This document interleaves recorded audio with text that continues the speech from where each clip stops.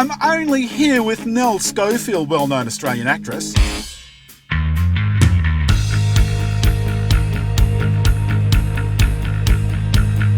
What was that It's film? one of those kind of things you do when you're 17 and then it never leaves Are you. you really 17? Yeah. Puberty blues. Yeah. Which I didn't know until you told me.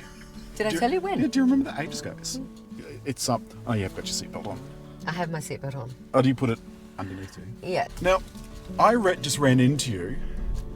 Oh, hold on a sec. I am going to... I know you don't want the air conditioning on, but why don't we just put it at a sensible temperature because the wind will be too windy otherwise. Okay. Yes. If you're hot. That's the nicest thing you've ever said to me. We know each other from long ago because we do like to do a little bit of rabble-rousing on the side. We do. Now... We are independent people. What we... Independent thinkers.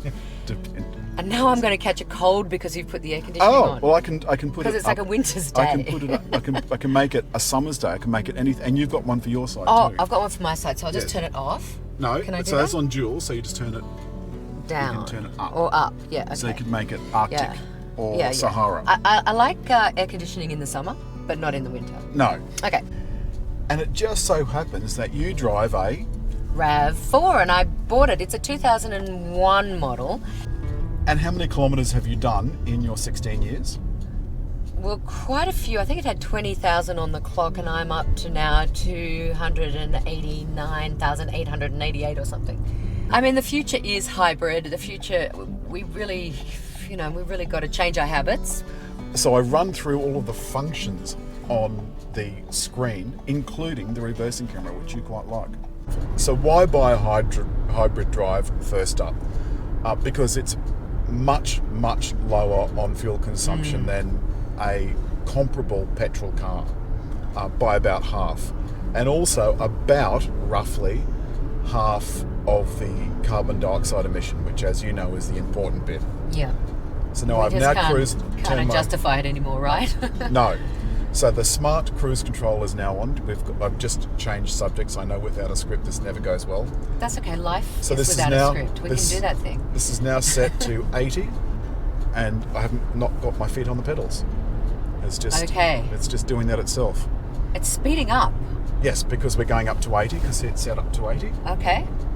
And it's also got speed sign recognition, so I should never get a ticket while driving one of these cars. Ah, that's nice. So as the traffic in front slows down, this will also slow down. And I can, if I want, have a digital speedo just here. Okay. And is this like a unique feature, or is it of cars? It's more ubiquitous now than what it used to be. And the reason for that is that it's becoming brownie points for ANCAP 5 stars. Okay. So this car has a 5-star ANCAP rating, which is very, very, very, very good news. Okay, you better tell me what an ANCAP is. I'm glad you asked. There's a laboratory out in the West. Melbourne has one as well, where they take all cars that are sold in Australia, or most cars that are sold in Australia, do you see the cars slowed down now to 60? Yep. I still haven't touched anything. Wow. So how's your foot? Can you exercise both feet? Well, I do that on a long trip. Yes, it's like both feet. So ANCAP crashes things. They crash 5 cars, $1 million per test, plus 5 cars. Okay. Does it stand for anything? Australian new car assessment program. Okay. We got there. Nice work. There. No thanks to me. And they crash cars into things and list the safety features. So I imagine this has an airbag. So okay, so airbags here. You got one. Airbags there. Airbags here. Oh. I don't know what it I happens see. if it goes SRS to the camera. airbag. And Boom. curtains along the back. Right. So it'll go up here and all the way along the back. Plus it's got ones in the doors and seats as well. So, and ANCAP told me that they're also thinking about putting one in between them to stop heads from banging.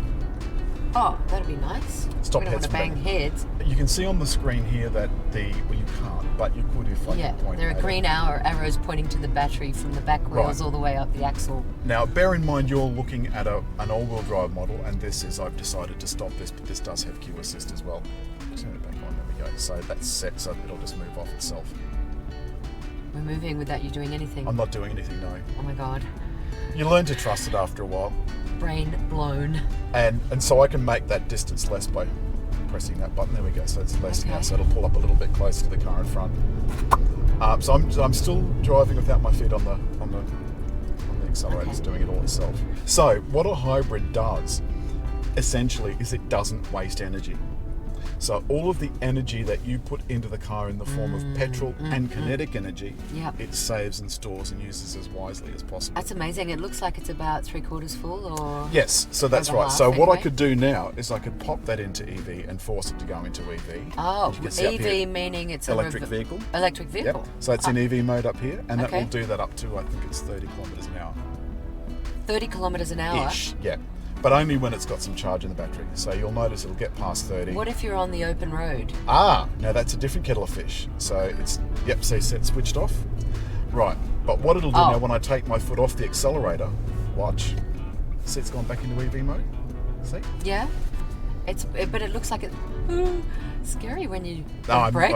I'm doing the braking now myself. Okay, so it's going backwards and forwards here. Yeah, so what we're watching on the screen is the electric motor cutting in and out, and jointly with the battery through the electric motor powering the front wheels. Now as I take my foot off the accelerator like this, it's gone back into EV mode and it's now recharging the battery, as you can see. Right. So the wheels there are going through the motor and charging the batteries. Love it. So as I put my foot down again, we're still in EV mode, still in EV mode, still in EV mode. We're actually still in EV mode.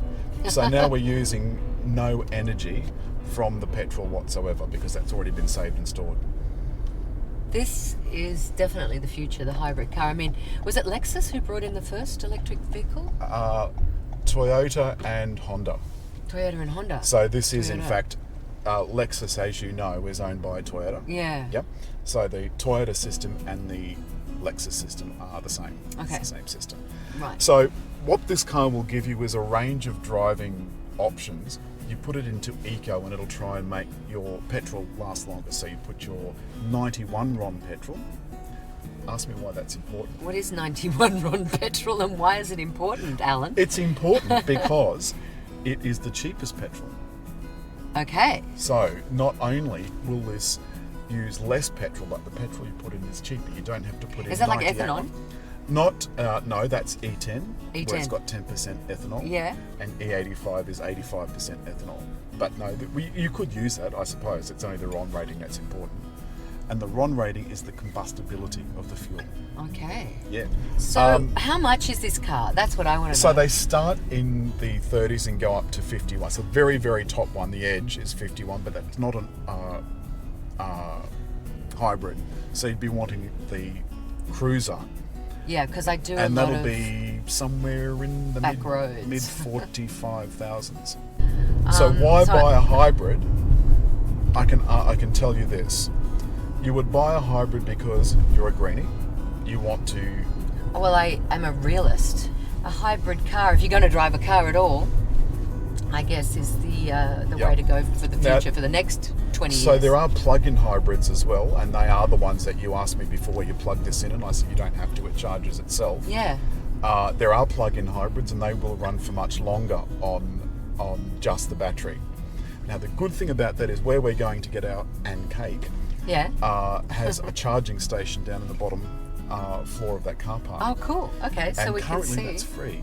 I'll take you down and show you. But yeah, so currently you can charge your car there free if you've got an EV. Oh. And is that, do we know, this is the $25,000 million question, Mm-hmm. is that plug-in coal-fired or solar? well, at the moment, I think what they're trying to do is to run it by offset. So yes, it is. It's essentially it's major coal-fired or gas-fired at the moment. But the beauty of the system is it doesn't care where the power comes from. Yeah, so it can So- flip over to renewables. Yep. So you Nice. could, if this time next year we suddenly got a sensible government, as unlikely as that sounds, what you could do is just generate the power from hydro, wind, wave, whatever, and all of it. The problem is that generating it from home solar probably is not likely to happen anytime in the near future.